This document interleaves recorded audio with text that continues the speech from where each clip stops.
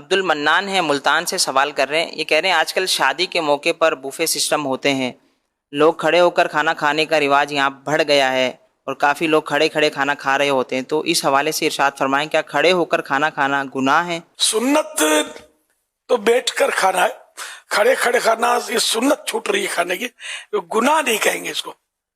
لیکن یہ کہ مہذب لوگوں کا شور و فاق کا یہ طریقہ نہیں ہے. شادیوں میں بھی ٹیبل کرسیاں, اب ٹیبل کرسیاں بھی ہٹ گئی ہیں, بفے سسٹم یا بفے سسٹم اب چلا ہوا ہے.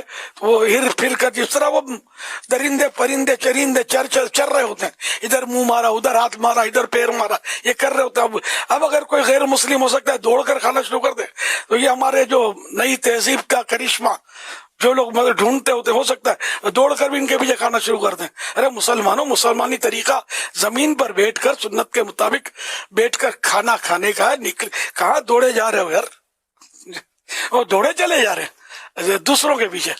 سنت کے پیچھے ہمیں چلنا ہے, وہ فیشن کے پیچھے نہیں دوڑنا میرے بھائی.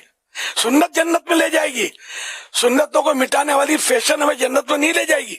جنت سے دور تو کرے گی, ہے جنت میں لے نہیں جائے گی. اور سنت یہی ہے کہ دسترخوان پر بیٹھ کر ایک پاؤں ایک گھٹنا کھڑا کر کے سیدھا گھٹنا کھڑا کر دے جیسے, اور الٹا جو پاؤں میں بچھا کر اس پر اطمینان سے بیٹھ کر کھائے, یا دو زانو کھائے تب بھی سنت ادا ہو جائے گی. جیسے تحیاتوں میں بیٹھتے ہیں دو زانو, تو اس طرح بھی بیٹھ کر کھانا کھائیں گے تو سنت ادا ہو جائے گی. تو کھانا تو بیٹھ کر کھانا سنت ہے.